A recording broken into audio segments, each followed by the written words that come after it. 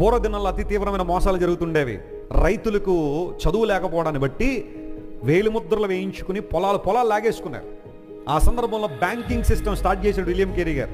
అనేక మంది రైతుల జీవితాలు బాగుపడ్డాయి. ఆ తర్వాత విలియం కేరీ గారు చేపట్టిన సంస్కరణలు చాలా గొప్పవి. మీ తాతగారు చనిపోయిన మీ మామగారు ఇంకా బతికున్నారంటే దాని వెనకాల విలియం కేరీ గారి యొక్క గొప్ప హస్తం ఉంది. ఎందుకంటే పూర్వదినాల్లో సతీ సాగమనం ఉండేది. భర్తతో పాటే భార్య కూడా చచ్చిపోవాలి. మరి భర్త వయసు ఎంత అంటే 70, భార్య వయసు ఎంత అంటే 20.